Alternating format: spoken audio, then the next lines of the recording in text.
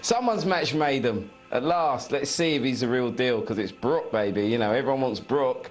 And he had Emmanuel Lewis in his hand. An important chemistry in writing song is inspiration, and I'm holding one of my inspirations is Emmanuel Lewis. We had so many different similar situations. Him growing up, you know, in the spotlight, myself, those were real for us. He's like another brother to me, you know, then and now. It makes you wonder if he saw a bit of himself in what this young child star was going through. Was he inspirational because somewhere in that he had that idyllic family setting that Michael dreamt of but was never really able to verbalize? With the world at his feet, Michael's double date was the first of many eccentric stunts to amuse and confuse. But as the 80s faded, his preference for the company of children was to have painful consequences and play a major role in the fall of Michael Jackson.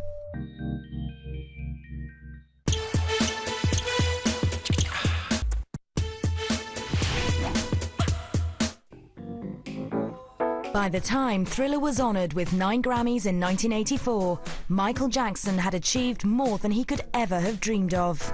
He's not only an amazing songwriter, he's just an amazing performer, and when he's on stage, it's like, how can you top that, man? He's just great. But there were two sides to Michael, the veteran performer and the uncomfortable 26-year-old. Indifferent with girls, intrigued by boys, and so insecure of his self-image that the early 80s saw him changing his face. He had a song called Man in the Mirror, Change, and that's what he tried to do. He tried to change. He tried to change what he saw in the mirror, because he obviously didn't like himself, even though he was a big star. You're saying you've only ever had one piece of surgery on your nose? 2. You've had 2? As I can remember. As his face showed obvious signs of cosmetic surgery, Michael's skin also got lighter in tone. He claimed to have vitiligo, a rare disease that turned him from black to white. They said I was putting on cream to make myself lighter. That's not true. I tried to talk to him a couple of times. You don't need to change your color. No one knows what color you are. No one cares. You're Michael Jackson. You're a pop icon. You don't have to do this. He wouldn't respond. He would just turn his head. He'd just look the other way. He wouldn't pay any attention. Despite his achievements, Michael was a confused 26-year-old. After a lifetime of protection from the outside world and with little opportunity for socializing with children his own age, Michael was a boy in a bubble. I remember him telling me, listen, I've been all around the world, but as a child, I never saw any of these places. Chicago looked the same as Dallas to me. I think the effect of being on the road that way created a very lonely person. The emotional development of this former teen star was never addressed. The priority was to keep delivering the hits. The albums Bad in 1987 and Dangerous in 1991 each sold almost 30 million copies, confirming Michael's global pop dominance. But while his music made him a star, it was his private lifestyle making the headlines.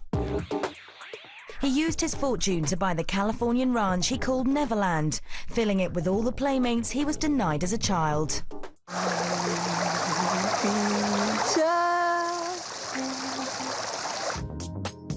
Casting himself as Peter Pan, Michael's preferred companion seemed a logical extension.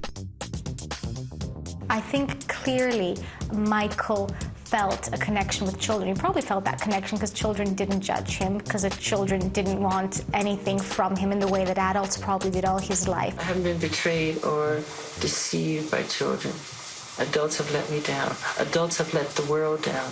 Michael's interest in children was plain for all to see, and few questioned the motives of a man who was worshipped by so many. He'd have a lot of parties, disadvantaged kids and boys, and that's all you would see is just like little kids. Primarily, little boys. I think kids are very special. Their eyes, their face, their expressions, their characters.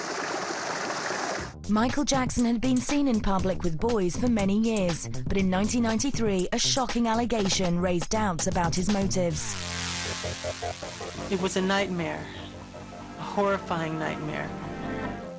An investigation was launched into allegations that Michael had sexually molested a 13-year-old boy, Geordie Chandler.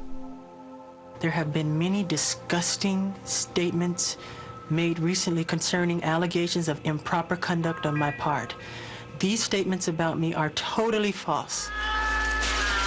You wanted to believe what he said, but because of the animals that, were shown at Neverland and him hanging out with little kids all the time, it just didn't really work. Apart from the fanatical Michael Jackson fans that wouldn't care whatever he did, I think it was a terrible time.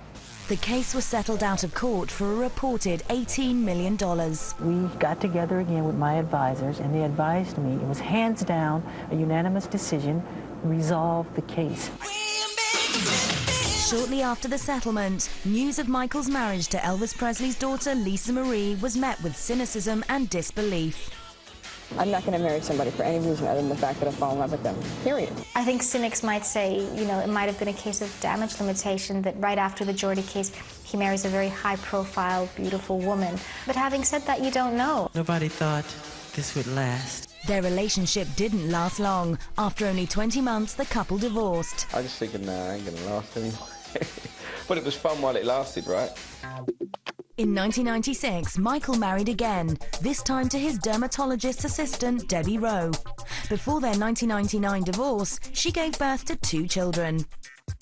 I think Debbie Rowe was just strange for everyone, because, again, he went from, I think what would have been considered a classically beautiful woman to a woman that clearly he was out to impregnate, to have his children. That's what it felt like.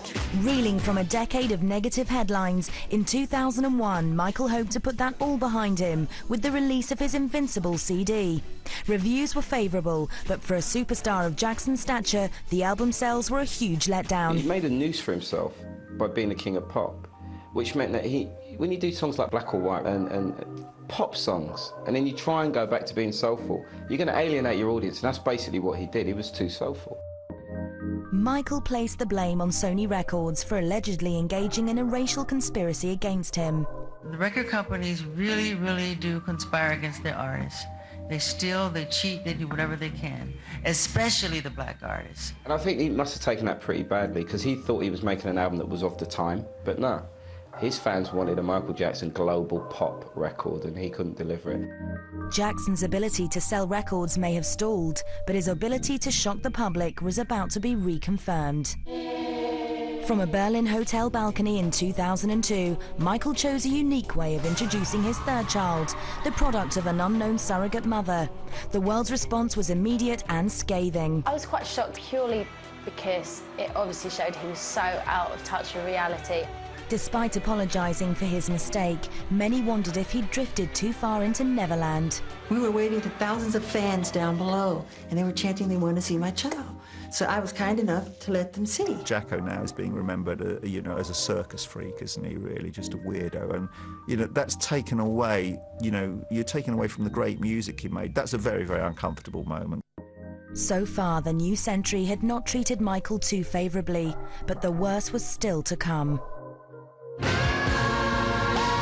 On January 16, 2005, Michael Jackson appeared in court to plead not guilty to new charges of sexual abuse. The felony complaint involves 9 counts in violation of the California Penal Code, commonly known as child molestation. The investigation began after Michael appeared in a 2003 documentary by British journalist Martin Bashir.